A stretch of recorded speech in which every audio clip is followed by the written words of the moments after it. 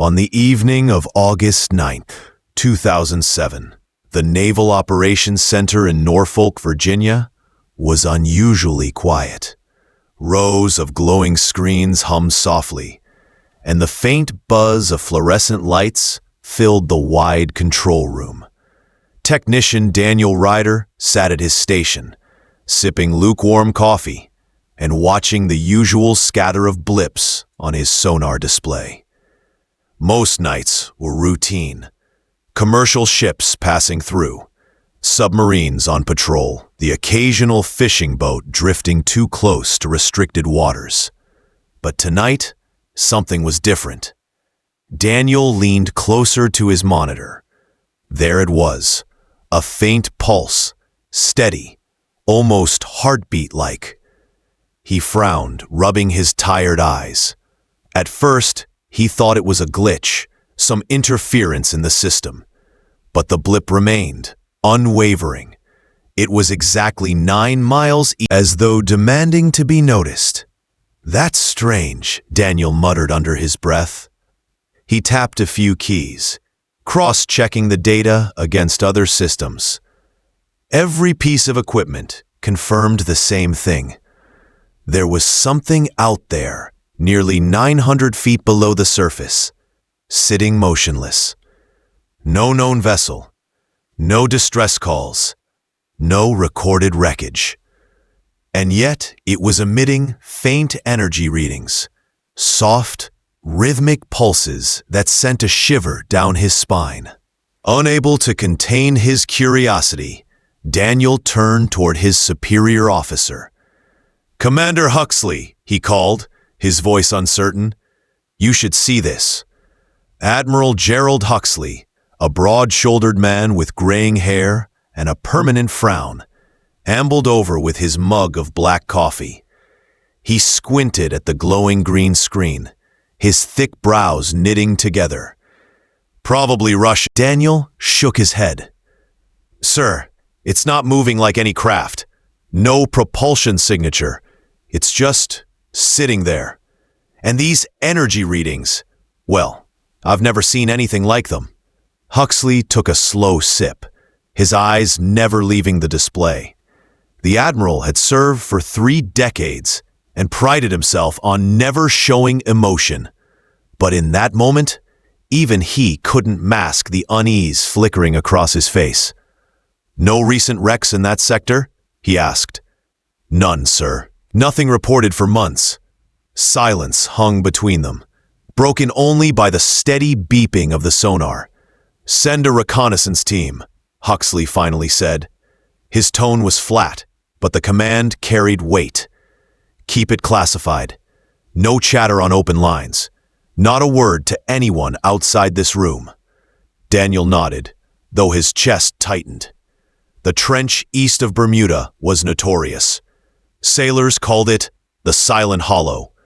Compasses spun wildly there. Radios failed without reason. And calm when it should have been rough. Stormy without warning. Most dismissed these as sailors' tales. But Daniel wasn't so sure anymore. By midnight, orders had been dispatched to a small group of specialists. Their mission was simple on paper: investigate an unidentified underwater object. But Daniel knew there was nothing simple about what they were walking into. Hours later, long after the Admiral had left, Daniel remained at his post, unable to tear his eyes from the pulsing dot. Every few seconds, it seemed to breathe, expanding and contracting with a rhythm almost alive. He thought about calling his brother, a fisherman who often worked near Bermuda, but the Admiral's warning echoed in his mind. Keep it quiet. He sat there, the hum of the machines surrounding him, until his shift ended. Even as he left the control room, he felt the weight of the unknown pressing down on him. Somewhere beneath the dark way, the base was busier than usual. Trucks moved equipment across the tarmac, and a small, unmarked vessel was being prepped at the docks. Daniel watched from a distance, as a group of men and women boarded the ship, their faces hard with determination. Among them was Commander Alina Graves, a woman with a reputation for solving mysteries no one else dared touch. Her presence confirmed what Daniel already suspected. This was no ordinary mission. The Navy only called her in when things didn't make sense, when answers were buried too deep for standard procedures. Alina paused at the edge of the gangway, glancing briefly toward the horizon. For a second, Daniel thought she looked uneasy, as though she too had heard the silent heartbeat of the sea. Then she disappeared onto the ship, and moments later, the vessel slipped away under the cover of dawn. Daniel turned back to the control center, but the unease lingered. He wondered, a new kind of weapon? Or something far stranger? That night, lying awake in his narrow bunk, Daniel kept seeing the blip in his mind's eye, glowing faintly against the Black Sea. He remembered the way it pulsed, so steady, so deliberate. He had tracked submarines for years, identified wrecks, even spotted whales that confused the systems. But this was different.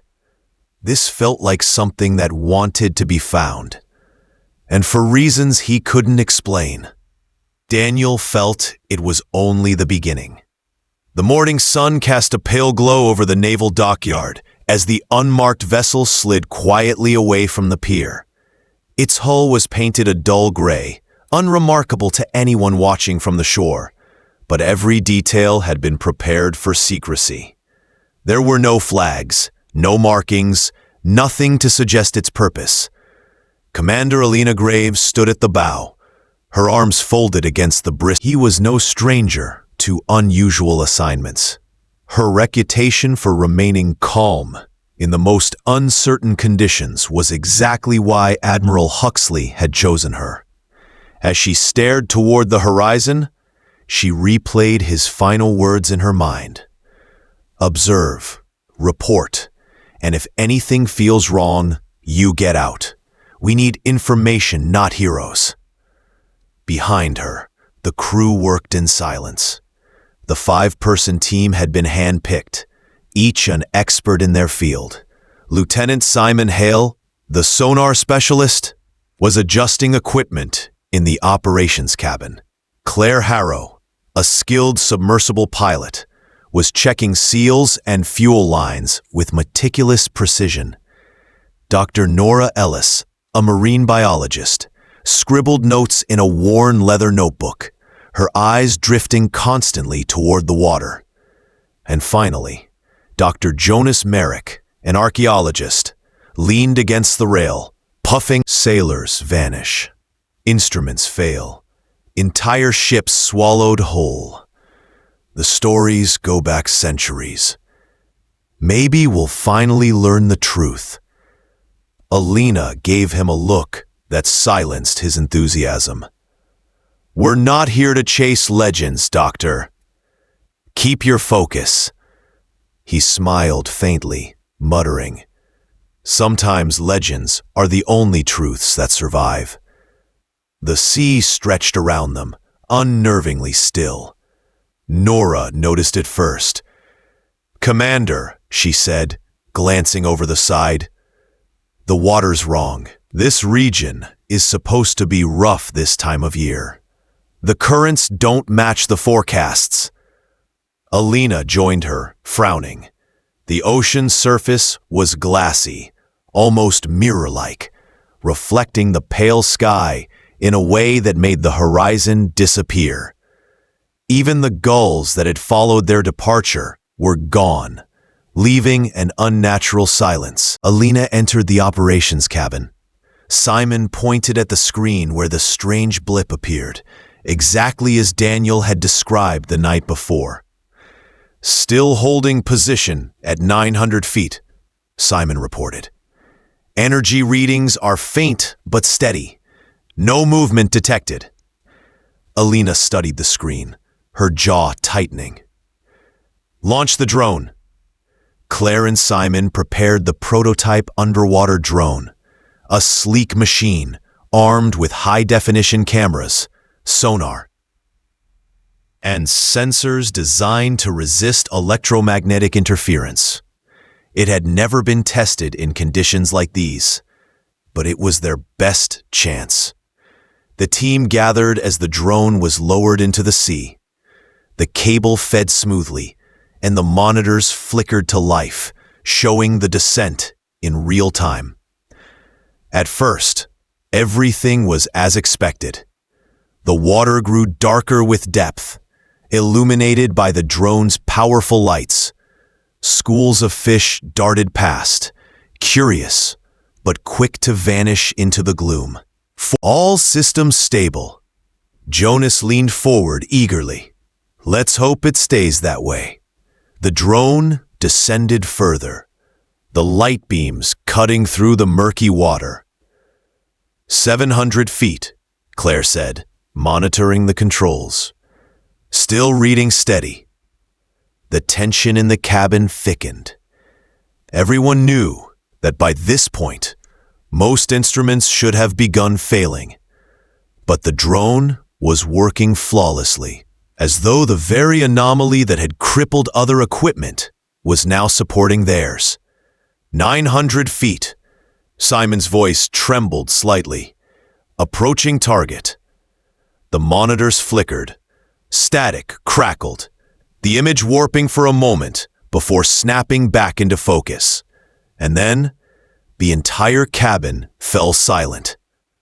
The drone's lights swept across something vast. At first, it looked like a cliff face, but as the camera panned, the truth became impossible to deny. It was not rock. A colossal, hexagonal formation stretched into the shadows, its surface a strange blend of encrusted marine growth and gleaming metal. Its edges were too precise, too deliberate, like the walls of a fortress long buried. "Good Lord," Jonas whispered. "That's not natural." Nora leaned closer to the monitor, her voice hushed. "It's covered in growth, but look at those lines. They're geometric, almost architectural." The drone hovered, sending back clearer images. Carvings, or perhaps patterns, ran across the surface, half hidden beneath algae. Faint glimmers of light pulsed from within, in rhythm with the energy readings Simon's equipment had tracked. Alina's hand tightened on the console. "That's not a wreck." "Not one of ours," Claire added. "Not Russian, not Chinese." Jonas exhaled sharply, his eyes wide, but training held her steady. "We don't jump to conclusions," she said firmly. "Record everything. Send the data back to command. And until we know more, this stays between us." The drone drifted closer, lights sweeping over what appeared to be a circular opening, 15 inches wide, perfectly smooth, and arranged in patterns too deliberate to be chance. The cabin filled with the steady hum of machinery, the faint pulse of the anomaly echoing through their instruments. Jonas broke the silence, his voice low but filled with awe. "Commander, we're staring at history. This is the discovery of a lifetime." Alina's jaw tightened. She could feel the weight of the unknown pressing in on all of them. "Or the beginning of something we're not ready for," she replied. Outside, the sea remained unnaturally still, as though holding its breath. Beneath them, in the trench's shadows, the silent structure pulsed like a heart. And for the first time, the crew realized they were not just observers. They were trespassers. The ocean spread out like a sheet of glass as the unmarked vessel held position above the trench. The crew stood in silence, each of them aware that they were perched over something extraordinary. No waves broke against the hull. No birds circled above.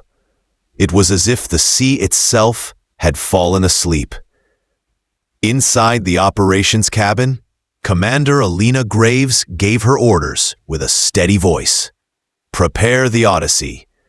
The Odyssey was their manned submersible, a small craft designed for deep-sea exploration. Its reinforced hull gleamed faintly under the morning sun as it was rolled into position. The mission plan was simple in writing: descend to the structure, capture close-range data, and return to the surface. But every person on board knew that nothing about this assignment was truly simple. Claire Harrow, the pilot, inspected every switch and seal with her usual care. "Whoa. All systems are reading normal," she reported. Her calmness was a comfort, though her fingers tightened on the controls as if she, too, felt the weight of what they were about to face. Dr. Jonas Merrick arrived, carrying his battered notebook, already sketching rough outlines of the hexagonal shapes the drone had captured. "Up close," he said, not looking up from his scribbles, "we might see markings, perhaps even evidence of construction. This could predate our earliest civilizations." Lieutenant Simon Hale checked the sonar once more, his brow furrowed. "The readings are stable, but I still don't trust this trench. It's like the equipment is working too well. That's not normal here." Alina nodded. "Noted. We stay alert, no risks." She turned to Nora Ellis, who was setting up instruments for tracking biological activity. "What about the dolphins?" Nora looked uneasy, still circling the area. "Their behavior is unsettling. They're swimming in coordinated patterns, almost like formations. I've never seen anything like it." "Formations?" Simon repeated. "Like a patrol?" "Yes," Nora said quietly. "That's exactly what it looks like." Alina absorbed the information without comment. She had learned long ago that silence carried more weight than words when fear was circling the room. Soon, the Odyssey was lowered into the water. Alina, Claire, and Jonas would board for the first descent. Nora and Simon remained topside, monitoring every detail from the control cabin. As the submersible sank beneath the calm surface, the world outside the viewports shifted from brilliant blue to dark green, and then into black. Only the Odyssey's high-powered lights cut through the murk, two white beams slicing into the endless dark. "Depth, 400 feet, Claire reported, her voice even. "System stable." Jonas pressed against the small viewport like a child at an aquarium. "Look at that," he murmured. Faint trails of bioluminescent plankton spiraled through the water, glowing softly as if disturbed by their passage. "The ocean is alive with secrets." Alina kept her eyes on the readouts. "Stay focused, Doctor?" 700 feet, Claire said. "All readings normal. Sonar is clear." The descent continued, the silence inside broken only by the hum of engines and the occasional creak of the hull. The deeper they went, the more the water seemed to glow faintly, a soft bluish shimmer that had no clear source. 900 feet, Claire announced, approaching target. Their lights cut across a surface that made Jonas gasp aloud. The structure loomed in the dark, like a sleeping giant, its edges precise and angular, its surface covered with strange patterns, half hidden beneath marine growth. It was far larger than the drone footage had suggested, stretching across their entire field of vision. Alina leaned forward, her breath caught in her throat. "Hold position. Period," The Odyssey hovered, its lights washing across the massive surface. Dozens of circular openings dotted the structure, each one the exact same size, arranged in geometric patterns that seemed to hum with meaning. "This is no natural formation," Jonas whispered. "This was built." Claire swallowed hard. But by who? As they drifted closer, a faint vibration passed through the submersible. The consoles flickered, instruments spiking. "Commander, readings are surging," Claire warned. Alina scanned the monitors. The pulses that had seemed so faint before were now stronger, rhythmic, almost deliberate. "Stabilize position. We hold here." The vibration grew softer, as though the structure had acknowledged their presence and then quieted. "It's reacting to us," Jonas said, his voice trembling with excitement. "It knows we're here." Before Alina could respond, a flash of movement outside the viewport made her turn sharply. Dolphins. Dozens of them. They swam in perfect synchrony, circling the Odyssey in tight formation. Their bodies glowed faintly in the strange blue shimmer, their clicks and whistles echoing through the hull. "They're surrounding us," Claire murmured. "Like they're guiding us." Nora's voice crackled over the radio from the surface.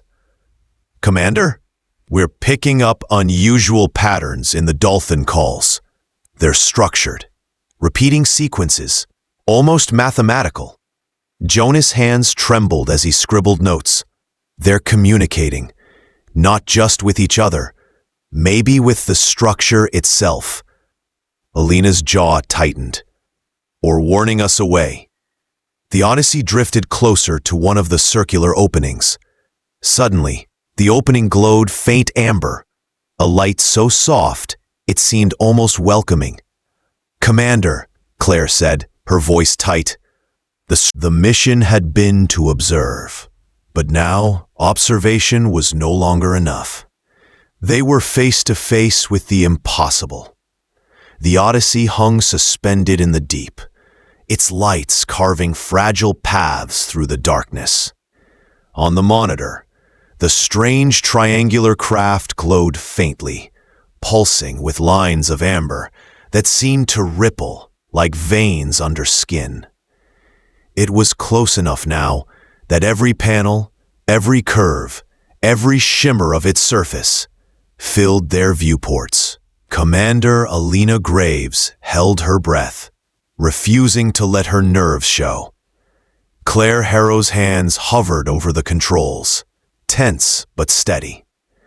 Dr. Jonas Merrick clutched his notebook to his chest, as if the act of writing could anchor him in a moment that defied human comprehension. "Commander," Claire said, quietly, "it's holding position. No aggression so far." Alina studied the readings. "Keep us steady. No sudden movements." A low hum reverberated through the submersible. Instruments flickered, their needles twitching, then stabilizing as though the Odyssey itself had been acknowledged by the alien craft. The dolphins outside whirled in precise formation, their whistles and clicks echoing in response to the pulses radiating from the vessel. Jonas leaned forward, his eyes wide. "It's communicating with them. The dolphins are answering it." Alina frowned.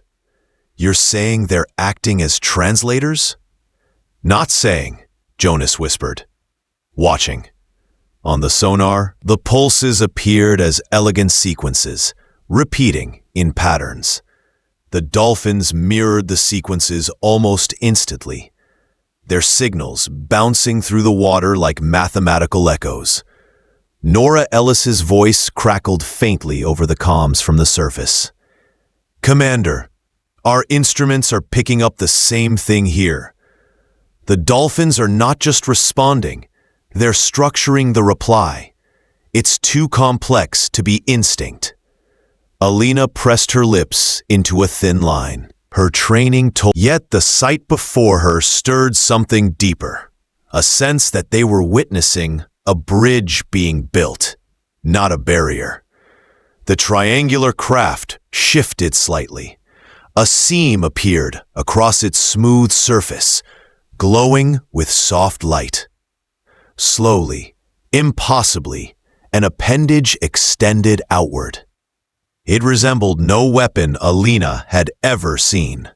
Instead, it looked like a docking arm, built with the clear intention of connecting. "Commander, that's a docking mechanism," Claire said, her voice tight.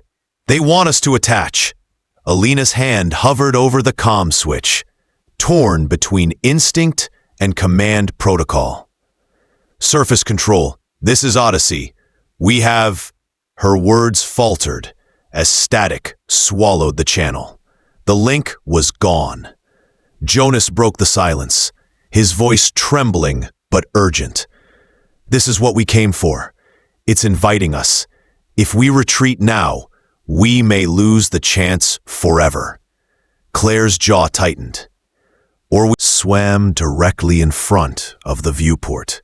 One large male, scarred across its dorsal fin, stared inside with eerie intensity. It released a sharp sequence of clicks, followed by a slow tilt of its head toward the docking arm. Jonas whispered, almost reverent, "They're guiding us in, telling us it's safe." Alina felt the pressure of command heavier than ever. The mission had been clear: observe, not engage. Yet here, in the silent depths of the ocean, rules written on paper felt as fragile as the thin hull separating them from the unknown. "Commander?" Claire asked softly. Alina exhaled slowly. "Approach with caution. No contact until we verify." The Odyssey edged closer. As they neared, panels on the alien craft glowed brighter, amber turning to soft gold. The docking arm extended fully, aligning with the submersible's research bay. A faint vibration hummed through the Odyssey's hull, as if welcoming them. "Atmosphere readings," Jonas murmured, scanning his monitor. His eyes widened. "Commander, it's showing breathable air. Higher oxygen than Earth normal, but safe." Claire's knuckles whitened around the controls. "This is insane. They've tailored their environment for us." Alina gave a sharp nod. "Hold position here. No one moves until we're certain." Yet certainty never came. The docking arm latched smoothly with the Odyssey, the connection seamless. Lights along the submersible dimmed, replaced by the golden glow from the alien vessel. Inside the cabin, silence reigned. The only sound was the faint, steady pulse coming through the walls, like the heartbeat of a living creature. Jonas broke the stillness. "Commander, if they wanted to harm us, they could have done it already. This is not an attack." Alina's eyes flicked to Claire, then back to Jonas. "Suit up. Only 2 kiosks. 1 pilot stays." Her movements controlled but purposeful. Claire stayed at the controls, her lips pressed thin. "I'll keep the engines warm. You have 10 minutes." The connecting passage hissed as it pressurized. Alina and Jonas stepped inside, the air oddly fresh, tinged with something floral. Their boots clanged softly against the metallic floor as they advanced.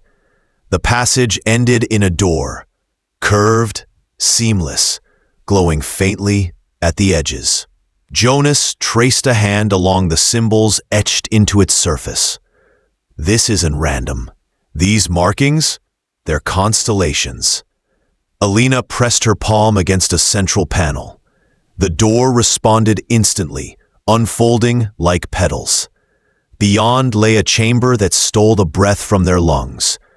Walls shifted between solid and translucent, alive with flowing patterns of light. Symbols glowed faintly, running along the curves of the room. At the center rose a console of alien design.